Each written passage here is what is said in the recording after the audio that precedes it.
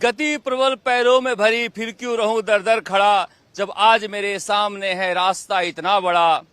जब तक न मंजिल पा सकूं तब तक नहीं विराम है, चलना मेरा काम है, चलना मेरा काम है। दिया कुमारी यह कविता बजट पढ़ते हुए पढ़ रही थी। लोग कह रहे थे मंजिल कहां पर है, निशाना कौन सी गद्दी है, चलना कहां तक है। करेंगे पूरी बात बजट की सियासत पर, मगर पहले समझाते हैं और बताते हैं बजट में है क्या। मुझे सबसे ज्यादा खुशी हुई है सुनकर कि 70,000 नई सरकारी नौकरियां दी जाएंगी, क्योंकि मुझे लगता है हमेशा से कि देश में बेरोजगारों पर सबसे ज्यादा ध्यान देने की जरूरत है। हालांकि अंतरिम बजट है, मुख्य बजट जुलाई में आएगा, मगर अंतरिम बजट कैसा होता है, इसमें पैसे का केवल प्रावधान होता है, मगर चूंकि सामने लोकसभा चुनाव है इसलिए रास्ता बड़ा है और बीजेपी के लिए चलना ही काम है।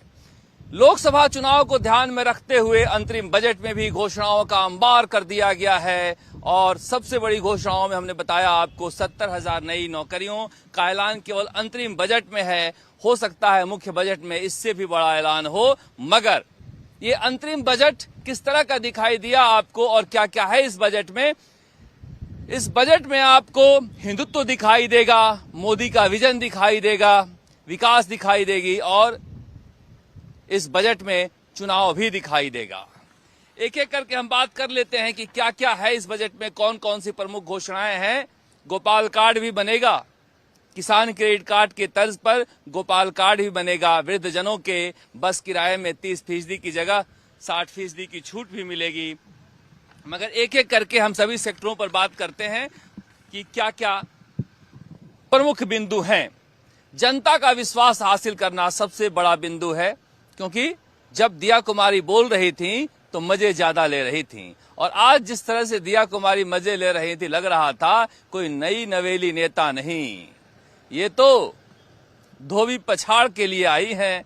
और बजट में पढ़ते पढ़ते ही कहते न चलते चलते चूटी काट लेना, और उसके बाद पूरा विपक्ष पैरों पर आ जाता था, हंगामा खड़ा हो जाता था। बजट में बहुत दिनों बाद हमने आज विपक्ष को बेल में भी देखा है। मगर शुरुआत कर लेते हैं, जनता के विश्वास से ये बजट की शुरुआत हुई है और ये पहले ही ये घोषणा हो चुकी है। उन घोषणाओं को उन्होंने कहा कि 450 रुपए में हम महिलाओं को सिलेंडर देंगे एलपीजी, उसके लिए 73 लाख परिवारों को राहत मिलेगा। अन्नपूर्णा रसोई में 450 ग्राम भोजन की मात्रा बढ़ाकर 600 ग्राम कर दिया गया है। इसी तरह से पीएम किसान सम्मान निधि योजना में 6,000 से बढ़ाकर 8,000 रुपए वार्षिक फायदा कर दिया गया है। गेहूं के न्यूनतम मूल्य में अतिरिक्त 125 रुपए क्विंटल बोनस मिलेगा। पेपर लीक के लिए एसआईटी का गठन। सामाजिक सुरक्षा पेंशन में 150 रुपए की वृद्धि, 1,000 मिलता था अब 1150 मिलेगा। ये सारी घोषणाएं पहले हो चुकी थी, मगर जो मुख्य विवाद शुरू हुआ इस बात को लेकर हुआ कि जब दिया कुमारी ने कहना शुरू किया कि पिछले सरकार की वित्तीय कुप्रबंधन की वजह से राजस्थान पर 5,79,781 करोड़ का कुल ऋण आ गया है और सभी राजस्थान के प्रत्येक व्यक्ति पर जो 17-18 में 36,880 रुपए का कर्ज था, आज करीब दुगना हो गया है 70,800 रुपए। यानी प्रति व्यक्ति कर्ज जो है राजस्थान के व्यक्ति पर 70,800 रुपए पहुंच गया है। पहले वो बता रही थी कि किस तरह से गहलोत कार्यकाल में कुप्रबंधन किया गया है वित्तीय, जिसकी वजह से राजस्थान की माली हालत बेहद खराब है। 2,24,392 करोड़ रुपए के ऋण में से मात्र 93,577 करोड़ रुपए का पूंजीगत व्यय हुआ है, यानी बाकी के सब बेकार के खर्चे हुए हैं। इंफ्रास्ट्रक्चर पर मात्र इतना ही खर्च हुआ है, 2,24,392 करोड़ में से 93,577 करोड़। बिजली संकट के लिए भी उन्होंने जिम्मेदार ठहराया पिछली सरकार को, जिसे लेकर हंगामा हुआ। उसके बाद नई घोषणाएं शुरू करने में दिया कुमारी ने सबसे पहले कहा कि सड़कों का जाल बिछाया जाएगा। सड़कों के लिए 500 करोड़ रुपए अतिरिक्त का प्रावधान किया गया है अंतरिम बजट में। प्रधानमंत्री सूर्योदय योजना के लिए प्रोजेक्ट मॉनिटरिंग यूनिट का गठन हुआ है। 5 लाख से अधिक घरों पर सोलर प्लांट लगाए जाएंगे। इससे 300 रुपए प्रति यूनिट बिजली बचेगी। इसीलिए मैं कह रहा था कि कहीं न कहीं प्रधानमंत्री नरेंद्र मोदी की बजट की छाप इस पर है। Inter state buses Jaipur, Jodhpur, Udaipur और कोटा जैसे शहरों के लिए 500 इलेक्ट्रिक बसों की घोषणा की गई है। जयपुर मेट्रो जो सबसे ज्यादा जरूरी है। देखिए, किसी भी जगह आप मेट्रो बना दीजिए तब तक फायदा नहीं होगा एक फेज का, जब तक दूसरा और तीसरा फेज न बन जाता। हालांकि ये डीपीआर बनाने की घोषणा हुई है, मगर शुरुआत हुई है। घोषणा पत्र में बीजेपी ने कहा था कि हम मेट्रो का विस्तार करेंगे, तो जयपुर में टोंक रोड के साथ सीतापुरा, अंबाबारी होते हुए विद्याधर नगर तक के लिए डीपीआर बनाने की घोषणा हुई है। जयपुर मेट्रो के लिए जयपुर मेट्रो का सेकेंड फेज भी, पहले फेज में ए बी हम सुनते आ रहे हैं, लेकिन ये सेकेंड फेज की शुरुआत होगी। जल जीवन मिशन में 25 लाख ग्रामीण परिवारों को जल नल से जोड़ा जाएगा, जिस पे 15,000 करोड़ रुपए व्यय होंगे। यह भी बेहद जरूरी है। राजस्थान जैसे प्रदेश में जहां लोग कहते हैं घी ढूले तो ढूले पानी ना ढूले, वहां पर अगर 25 लाख परिवारों को, अतिरिक्त परिवारों को नल जल योजना से जोड़ा जाता है तो जनता को चाहिए क्या? सड़क, बिजली जैसी व्यवस्थाएं तो चाहिए। ईआरसीपी को लेकर भी गिनाया इन्होंने कि 37,250 करोड़ रुपए के प्रोजेक्ट को बढ़ाकर हमने 45,000 करोड़ कर दिया है और 21 जिलों तक पहुंचा दिया है और पानी भी ज्यादा कर दिया है। मुख्यमंत्री जल स्वावलंबन अभियान 2, वसुंधरा राजे के समय मुख्यमंत्री जल स्वावलंबन अभियान चलता था, वो बंद हो गया था, उसे फिर से शुरू किया जा रहा है। 11,200 करोड़ रुपए की राशि से आगामी 4 वर्षों में 20,000 गांवों में 5 लाख वाटर हार्वेस्टिंग स्ट्रक्चर बनेंगे। यानी वसुंधरा राजे की 2 योजनाओं के नाम लिए इसमें उन्होंने अन्नपूर्णा रसोई का भी लिया, इसके अलावा भामाशाह का भी लिया और इसे वापस से शुरू किया जा रहा है मुख्यमंत्री जल स्वावलंबन अभियान 2। 5 लाख वाटर हार्वेस्टिंग स्ट्रक्चर बनाएंगे। आगामी 5,000 से अधिक गांवों में 3,500 करोड़ रुपए की राशि से 1,10,000 कार्य। वन संरक्षण को लेकर भी इसी तरह से घोषणा हुई है कि tree outside forest in Rajasthan, जंगल से बाहर 4 करोड़ के पौधों का वितरण होगा। 300 करोड़ रुपए के कार्य होंगे राजस्थान फॉरेस्ट्री एंड बायोडायवर्सिटी में। अरावली हिल्स और आसपास के 30,000 हेक्टेयर में वृक्षारोपण किया जाएगा और काले हिरणों हेतु जसवंतगढ़ और नागौर में हैबिटेट डेवलपमेंट का कार्य भी किया जाएगा। काले हिरणों के लिए नागौर और जसवंतगढ़ के इलाके में कार्य किया जाएगा। एग्रीकल्चर इंफ्रास्ट्रक्चर, कृषि के लिए, किसानों के लिए 2,000 करोड़ रुपए का प्रावधान किया गया है। एग्रीकल्चर इंफ्रास्ट्रक्चर के लिए 20,000 फार्म पॉन्ड्स बनाए जाएंगे। 10,000 किलोमीटर की सिंचाई पाइपलाइन डाली जाएगी। 50,000 किसानों की तारबंदी के लिए मिलेंगे पैसे और 5,000 कृषक हेतु वर्मी कंपोस्ट इकाइयों का एग्रो प्रोसेसिंग क्लस्टर और फूड पार्क्स और हॉर्टिकल्चर हब बनेगा। ये सारे इंफ्रास्ट्रक्चर के इश्यूज हैं। इसीलिए मैं कह रहा हूं कि प्रधानमंत्री नरेंद्र मोदी का ज्यादा फोकस बांटने के अलावा इंफ्रास्ट्रक्चर डेवलपमेंट पे होता है और ये सारे इंफ्रास्ट्रक्चर डेवलपमेंट के खर्च हैं। 500 कस्टम हायरिंग सेंटर बनेंगे। 12 लाख किसानों का मक्का, 8 लाख किसानों का बाजरा, 7 लाख किसानों का सरसों, 4 लाख किसानों को मूंग, 1 लाख किसानों को ज्वार और मोठ के उच्च गुणवत्ता के बीज दिए जाएंगे। ये बीज दिए जाने का प्रावधान हो गया था, लेकिन राजस्थान में अभी तक श्री अन्न के बीज मिल नहीं रहे थे उच्च क्वालिटी के और पिछले 3-4 सालों से लगातार विधानसभा में ये मामला उठ रहा था कि किसानों को ये बीज क्यों नहीं मिल रहे थे। तो ये एक बड़ी घोषणा है कि 12 लाख किसानों को मक्का, 8 लाख किसानों को बाजरा, 7 लाख किसानों के सरसों, 4 लाख किसानों के मूंग और 1 लाख किसानों के ज्वार और मोठ के उच्च गुणवत्ता के बीज दिए जाएंगे। ये बेहद जरूरी है। और एक बड़ी घोषणा जो हुई है, किसान क्रेडिट कार्ड के तर्ज पर गोपाल क्रेडिट कार्ड। अब गोपाल क्रेडिट कार्ड भी आप लेकर घूम सकते हैं। जो पशुपालक हैं उन्हें 1 लाख रुपए तक के बिना ब्याज के ऋण दिए जाएंगे और जिसमें पशुपालक, गोपालक जो हैं वो अपने काम कर सकते हैं। युवाओं के लिए मैंने आपको बताया 70,000 पदों पर भर्तियां होगी। संभाग मुख्यालयों पर युवा साथी केंद्र बनाए जाएंगे। यूथ फ्रेंडली डेस्क बनेंगे। प्रत्येक संभाग में रोजगार मेले, कैंपस प्लेसमेंट, स्किल डेवलपमेंट, ये तो होते ही रहते हैं। समयबद्ध परीक्षाओं का आयोजन किया जाएगा। राजस्थान लोक सेवा आयोग और कर्मचारी चयन आयोग कैलेंडर जारी करेंगे और उसी कैलेंडर के तहत भर्ती की जाएगी। यह बहुत जरूरी मांग है जो पूरी की जा रही है।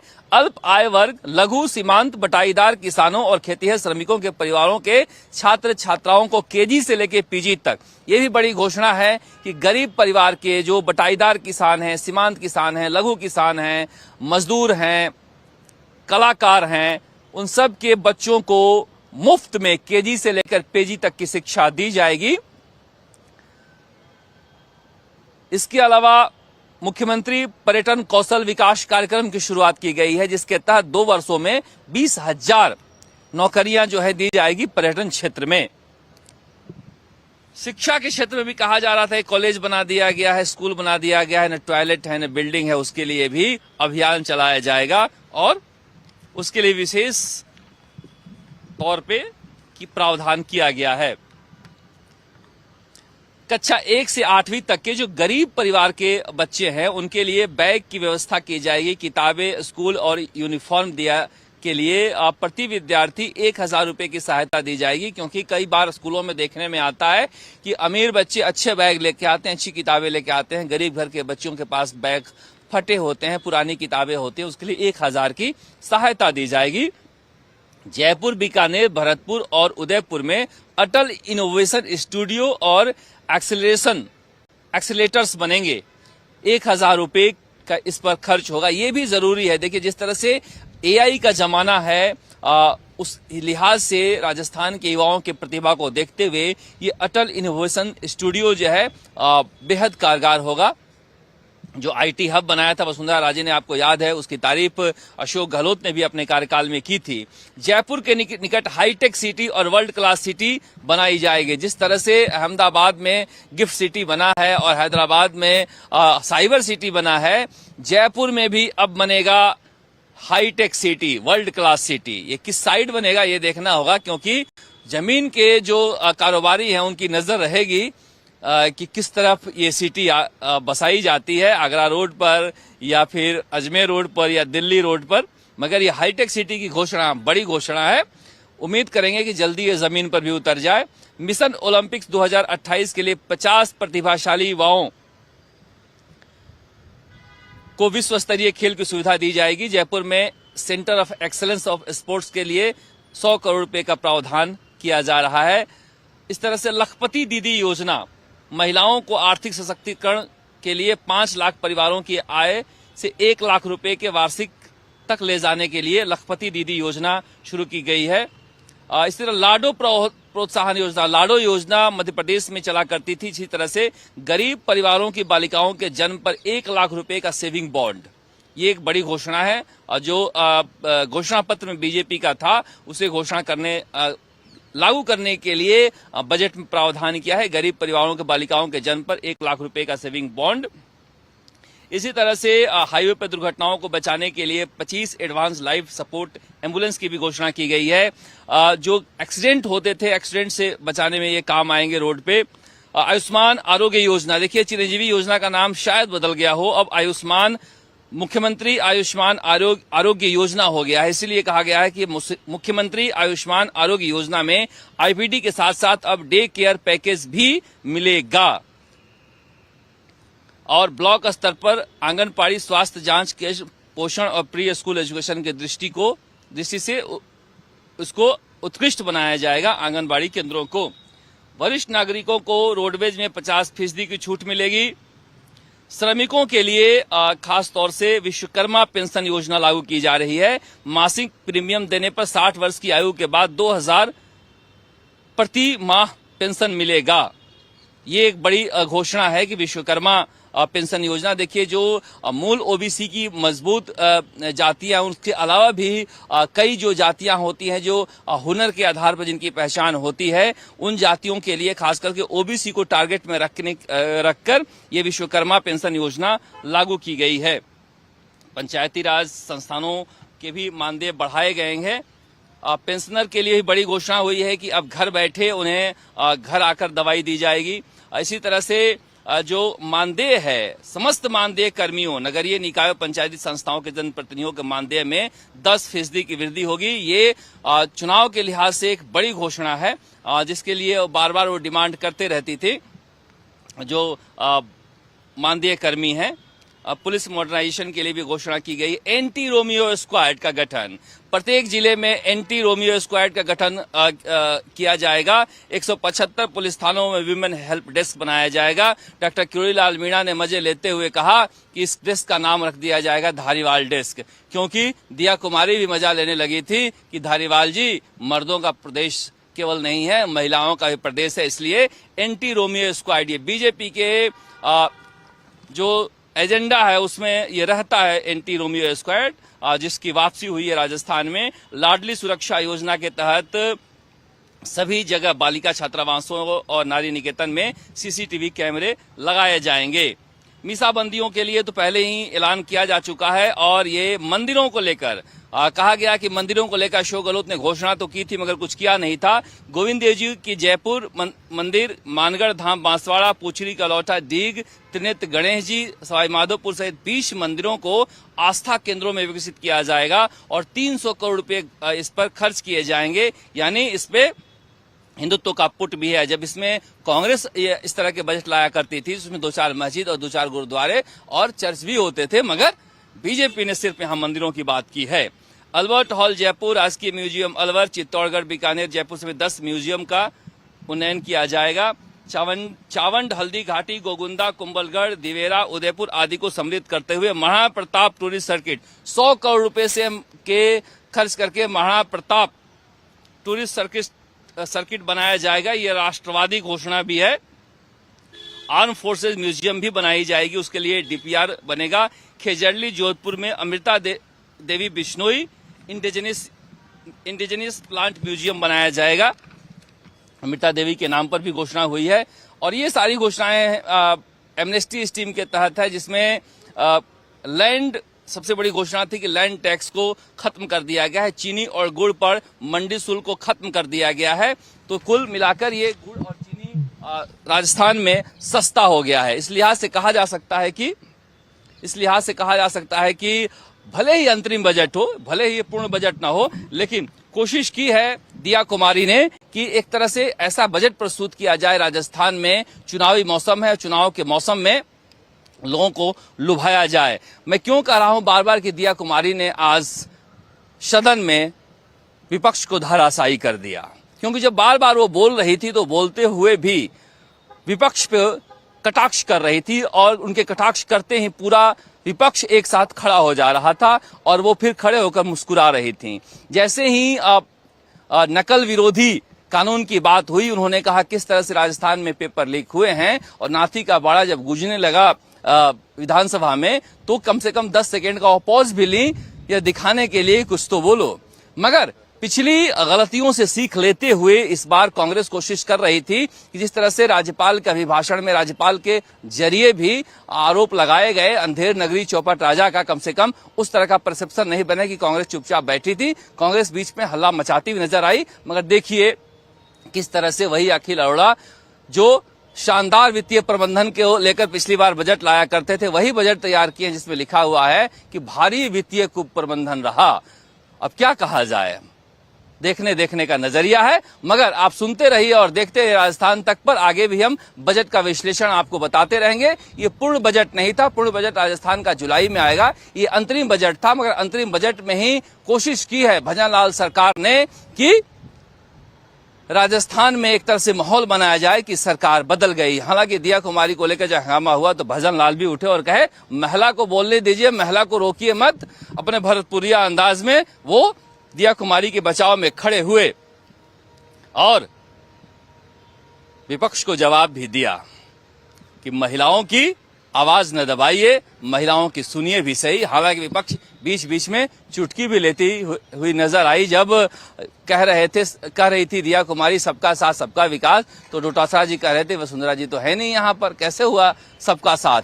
तो कुल मिला के हंसी विनोद का भी माहौल रहा, मगर अंतरिम बजट के तौर पर कहा जा सकता है कि बेहतरीन बजट है और दिया कुमारी ने एक शानदार बजट पेश किया है। और बीच बीच में जिस तरह से विवेकानंद की टिप्पणियां हो या फिर अटल बिहारी वाजपेयी की हो, राष्ट्रवादी टिप्पणियों के जरिए अपनी मंशा भी साफ करते हुए जा रही थी।